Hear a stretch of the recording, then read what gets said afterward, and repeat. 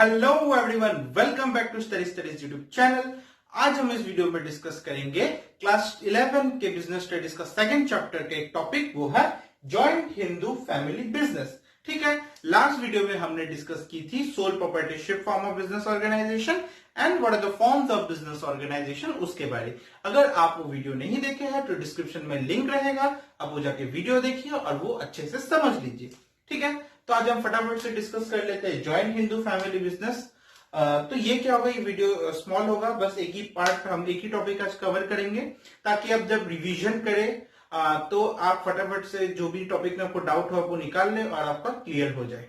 ठीक है, तो चलिए फटाफट से हम डिस्कस कर लेते हैं। ठीक है, उसके पहले मैं आपको एक थोड़ा सा एक फ्रेम दे देता हूं कि क्या होता है।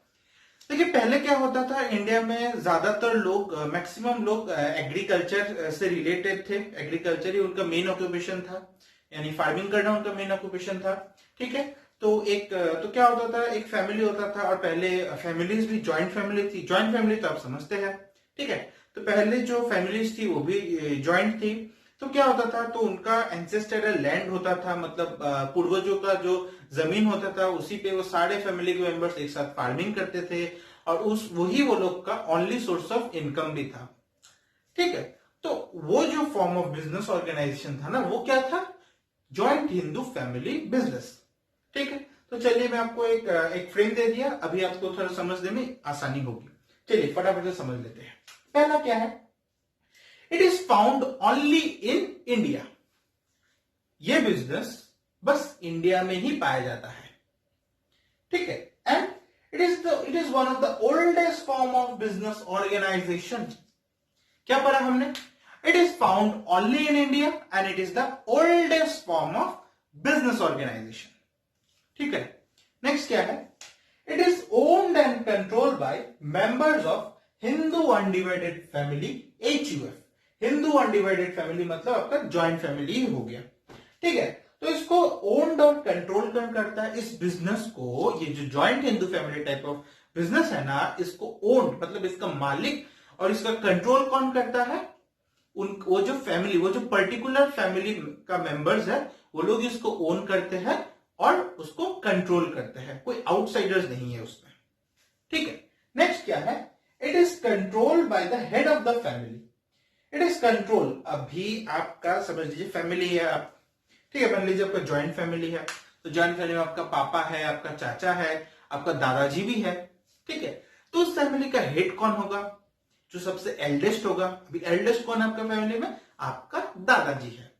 ठीक है, तो वो जो हो गया, वो हो गया हेड ऑफ द फैमिली। उसी तरह जॉइंट हिंदू फैमिली बिजनेस में जो हेड ऑफ द फैमिली होता है, यानी जो एल्डेस्ट वन होता है, जो सबसे ज्यादा बुजुर्ग होता है, वही उस फैमिली का हेड होता है, और वो बिजनेस का कंट्रोल कौन करता है, वही करते हैं, मतलब जो एल्डेस्ट वन होते हैं। उस एल्डेस्ट वन को जॉइंट हिंदू फैमिली बिजनेस में क्या कहता है, कर्ता। क्या कहता है, कर्ता कहता है, KART, एक कर्ता।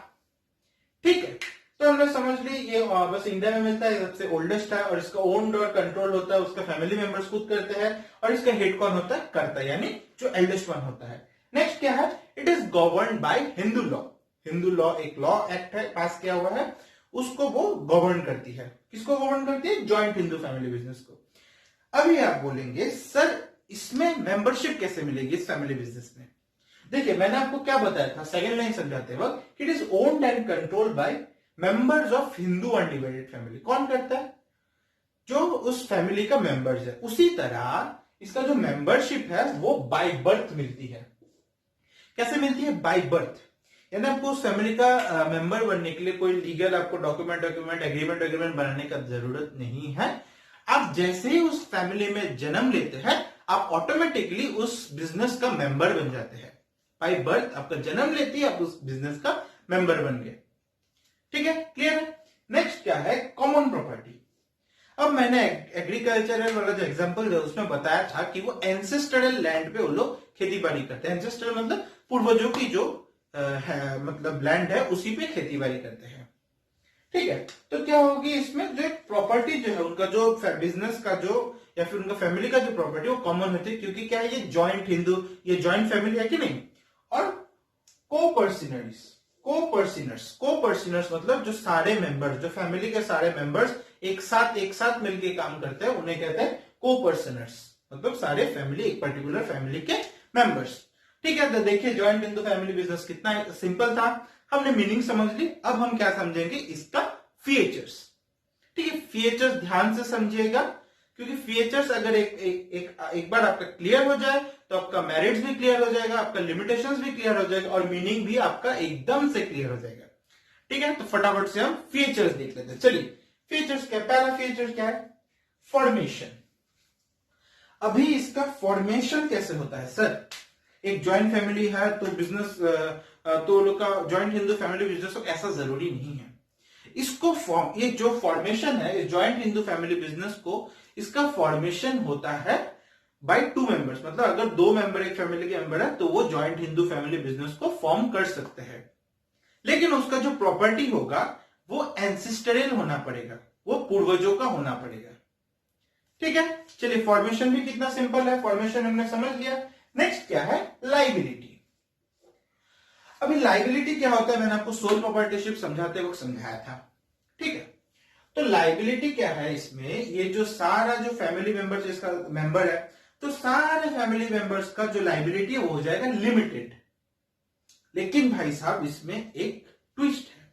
क्या ट्विस्ट है, ट्विस्ट ये है कि जो कर्ता है, कर्ता कौन है, जो हेड है, जो बिजनेस को कंट्रोल करता है, वो कर्ता का लाइबिलिटी होगा, बस उस कर्ता का ही लाइबिलिटी होगा अनलिमिटेड। यानी अगर वो कल को अगर उनका बिजनेस लाइबिलिटी चुका नहीं पाती है तो कर्ता का पर्सनल प्रॉपर्टी भी ले लिया जाएगा। ठीक है, जब तक लाइबिलिटी रिकवर नहीं होती है, उसे बेचकर जैसे भी रिकवर नहीं होती वो पर्सनल प्रॉपर्टी उनका चला जाएगा। ठीक है, फॉर्मेशन समझ लिया, सिंपल है। लाइबिलिटी भी समझ लिया, सिंपल है। नेक्स्ट क्या है, कंट्रोल। कंट्रोल तो और भी सिंपल है। कंट्रोल कौन कर रहा है, एक जन। वो एक जन कौन है, हेड ऑफ द फैमिली। वो हेड ऑफ द फैमिली कौन है, एल्डेस्ट वन। वो एल्डेस्ट वन को क्या कहता है, कर्ता। कंट्रोल हो गया, वो बंदा अकेला खुद कंट्रोल कर रहा है। ठीक है, ये भी क्लियर हो गया, चलिए वेरी गुड। नेक्स्ट क्या है, कॉन्टिन्यूटी। अभी कॉन्टिन्यूटी मतलब क्या होता है, सोल प्रॉपर्टीशिप में क्या थी कि मतलब अगर जो ओनर है उनका अगर डेथ हो जाता है तब बिजनेस जो है कंटिन्यू नहीं होगा, बिजनेस बंद हो जाएगा। ठीक है, लेकिन जॉइंट हिंदू फैमिली बिजनेस में ऐसा नहीं होता है। क्यों नहीं होता है सर, क्योंकि क्या होता है, और जो फैमिली मेंबर्स सारे बिजनेस का ओन करते हैं। ठीक है, तो अगर बाई चांस कर्ता का डेथ हो जाता है, ठीक है, तो उनका जो नेक्स्ट एल्डेस्ट होगा फैमिली में वो हो जाएगा हेड ऑफ द फैमिली।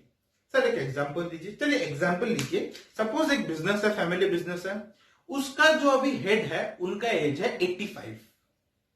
ठीक है, और जो नेक्स्ट एल्डेस्ट है उनका एज है 82। ठीक है, तो क्या होता है, 85 वाला जो बंदा है उनका डेथ हो जाता है। ठीक है, तो नेक्स्ट जो कंट्रोल है उस किसके हाथ चला जाएगा, नेक्स्ट एल्डेस्ट कौन है, 82 वाला। तो वो 82 वाला जो आदमी है या फिर लेडी है वो क्या हो जाएगा, वो हो जाएगा बिजनेस का कंट्रोलर। वो बिजनेस को कंट्रोल करेगा अभी। ठीक है, तो क्या होता है, एक जन मरने पर बिजनेस बंद नहीं हो रहा है, ये बिजनेस एक जन के मरने के बाद भी कंटिन्यू होता रहेगा। ठीक है, हमने समझ लिया कंटिन्यूटी, कितना सिंपल है। नेक्स्ट क्या है, माइनर मेंबर्स। अभी पार्टनरशिप में, सोल प्रॉपर्टीशिप में माइनर ओन नहीं कर सकता एक बिजनेस को, लेकिन जॉइंट हिंदू फैमिली बिजनेस में माइनर मेंबर बन सकता है। सर कैसे बन सकता है, क्या बताया था मैंने कि मेंबरशिप कब से मिल जाती है, बाय बर्थ। आप जन्म हुए आप मेंबर बने, जन्म लेते ही आप मेंबर बन गए। आप जब जन्म लेते ही मेंबर बन गए तो ऑब्वियसली आपका एज तो 18 प्लस होगा नहीं, जन्म लेते ही उससे नीचे ही होगी ना, तो क्या हो जाता है, इसीलिए माइनर जो होता है उसमें मेंबर बन जाता है। और इसमें कुछ लीगल ऐसा रिक्वायरमेंट्स भी नहीं है मेंबरशिप लेने की, क्योंकि एक फैमिली वाला ही सब बिजनेस चला रहा है कि नहीं। तो इसमें क्या होता है, बाय बर्थ क्योंकि आपको मेंबरशिप मिल रहा है तो इसमें माइनर भी, मतलब 18 के नीचे वाले एज के जो लड़का या लड़की है वो भी मेंबर इसका बन जाता है। ठीक है, तो हमने मीनिंग समझ लिया, हमने फीचर्स भी देख लिया। अब नेक्स्ट हम क्या करेंगे, मेरिट्स एंड लिमिटेशन। चलिए, हमने जॉइंट हिंदू फैमिली बिजनेस क्या होती है ये समझ ली, ठीक है, और हमने फीचर्स भी देख लिया। ठीक है, अगर आपने फीचर्स को ध्यान से मतलब अच्छे से समझ लिया अगर आपने, तो फीचर से ही मेरिट्स और लिमिटेशंस जो है निकल जाती है। बस फीचर्स को अच्छे से समझ लीजिए सारे पॉइंट, तो आपका जो है मेरिट्स और डिमेरिट्स या फिर लिमिटेशंस निकल जाता है। ठीक है, तो सबसे पहले मेरिट देख लेते हैं क्या है। पहला मेरिट इफेक्टिव कंट्रोल। अभी उसको कंट्रोल कौन करता है? एक जन। वो एक जन कौन है? कर्ता, द एल्डेस्ट वन। अब वो अगर अकेला कंट्रोल कर रहा है तो वो डिसीजन भी खुद ले रहा है अकेला, और वो डिसीजन भी उसका डिसीजन भी फ्लेक्सिबल होगा और क्विकली ले पाएगा। ठीक है, अगर एक ही जन कंट्रोल कर रहा है और वो एल्डेस्ट वन है, हेड ऑफ द फैमिली है, तो ये फैमिली में बाकी मेंबर्स के बीच कंफ्लिक्ट नहीं होगी, सब एग्री करेंगे because he is the head of the family. ठीक है, नेक्स्ट क्या है? Continued business existence. देखिए, इफेक्टिव कंट्रोल भी फीचर से है, कॉन्टिन्यूड बिजनेस एग्जिस्टेंस भी फीचर में है। कॉन्टिन्यूटी मतलब, ठीक है, तो बिजनेस इसमें क्या हो जाती है? कंटिन्यू होगी। अगर करता डाई करता है तो नेक्स्ट एल्डेस्ट जो है वो बिजनेस को टेक ओवर करता है, वो उसका हेड बन जाता है। तो क्या होता है इसमें? बिजनेस सोल प्रॉपर्टीशिप की तरह बंद नहीं होती, बिजनेस इसमें कंटिन्यू होता रहेगा। ठीक है, नेक्स्ट क्या है?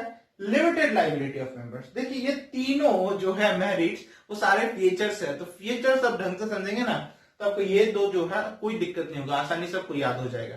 ठीक है, तो क्या है? Limited liability of members. हमने पढ़ा था कि जो मेंबर्स का लाइबिलिटी होता है वो एकदम से लिमिटेड होता है, बस अनलिमिटेड किसका होता है? जो करता होता है। ठीक है, तो नेक्स्ट पॉइंट क्या है? Increase loyalty and cooperation.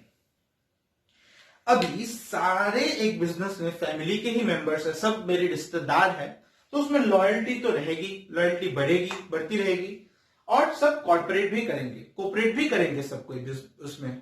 ठीक है ना, कोई उतना कॉन्फ्लिक्ट भी नहीं होगा, सब अपने भाई बहन है, सब अपने रिश्तेदार है, खून के रिश्ते है सब, तो सब एक लॉयल्टी भी बनी रहेगी और सब बढ़िया तरीके से एक साथ मिलके काम भी करेगा। ठीक है, मेरिट समझ लिया। देखिए, मेरिट से आधा से ज्यादा तो आपका फ्यूचर से निकल गया। चलिए, तो अभी हम डिमेरिट्स यानी लिमिटेशंस देख लेते हैं। अभी लिमिटेशंस क्या है? पहला लिमिटेशन है लिमिटेड रिसोर्सेस। लिमिटेड रिसोर्सेस यानी कि आपका जो सोर्स ऑफ फंड है, ठीक है, वो source of fund joint Hindu family business में लिमिटेड है। कैसे? क्योंकि एक ही फैमिली, पर्टिकुलर फैमिली बिजनेस को रन कर रही है, तो वो पर्टिकुलर फैमिली आइदर कुछ लोन लेगी या फिर उनका जो सेविंग्स होगा या फिर जो कॉमन प्रॉपर्टी है वही है। तो क्या हो जाता है इसमें? सोर्स जो होता है उसका लिमिटेड हो जाता है, क्योंकि इसमें बाहर का आदमी पैसा लगा नहीं सकता है, जो अपने ही फैमिली मेंबर्स है वही इस बिजनेस में पैसा लगाएंगे कि नहीं। तो ये क्या हो गया? लिमिटेड रिसोर्स है इसमें, ये इसका लिमिटेशंस। नेक्स्ट क्या है? अनलिमिटेड लाइबिलिटी ऑफ कर्ता। ये भी हमने फीचर्स में समझा था। ठीक है, कर्ता का जो लाइबिलिटी होता है वो अनलिमिटेड होता है, यानी अगर उनका बिजनेस मार्केट से बहुत सारा मतलब लोन ले लेती है या फिर बहुत कर्जे में डूब जाती है, तो कर्ता का जो पर्सनल प्रॉपर्टी है वो उसमें चला जा सकता है। ठीक है, तो क्या हो गया? कर्ता का जो लाइबिलिटी है वो अनलिमिटेड हो गया। नेक्स्ट क्या है? डोमिनेंस ऑफ कर्ता। अभी कर्ता अकेला सारा डिसीजन लेता है, सारा कंट्रोल करता है, ये कभी कभार सारे फैमिली मेंबर्स को अच्छा नहीं, एक्सेप्टेबल नहीं भी हो सकता है। ठीक है, सबके अभी विचार अलग अलग है, कभी कभार सबको एक्सेप्टेबल हो गया, कभी कभार क्या हो सकता है? ये एक्सेप्टेबल नहीं हो सकती, जिसके कारण फैमिली में कंफ्लिक्ट यानी झगड़ा हो सकती है, दरार पड़ सकता है, फैमिली अलग हो सकती है, कंफ्लिक्ट हो सकता है कि नहीं। तो क्या हो गया? कभी कभार डोमिनेंस ऑफ कर्ता जो है वो एकदम डिमेरिट हो जाता है। ठीक है, नेक्स्ट क्या है? Limited managerial skill. अभी कर्ता अकेला कंट्रोल कर रहा है बिजनेस को, अकेला डिसीजन ले रहा है, अब बेचारा सब में तो एक्सपर्ट नहीं होगा ना, कुछ कुछ चीज में उसका खामियां जो है रह जाएगा। ठीक है, जिसके कारण अभी सब में जो है तो वो एक्सपर्ट, सब में वो एक्सपर्ट नहीं है, तो क्या हो जाएगा? उसका लिमिटेड मैनेजरियल स्किल्स हो जाएगा, उसका जो मैनेजरियल स्किल्स है उसमें एक लिमिटेशन लग जाएगी, एक लिमिटेड हो जाएगा वो। सही है कि नहीं? तो चलिए, हमने डिमेरिट्स भी समझ ली, मेरिट्स भी समझ लिया। तो अभी नेक्स्ट हम डिस्कस करेंगे नेक्स्ट वीडियो में पार्टनरशिप। ठीक है, अगर ये आपको वीडियो अच्छा लगा तो लाइक कीजिएगा, शेयर कीजिएगा और चैनल को सब्सक्राइब कर दीजिएगा। ठीक है, थैंक यू।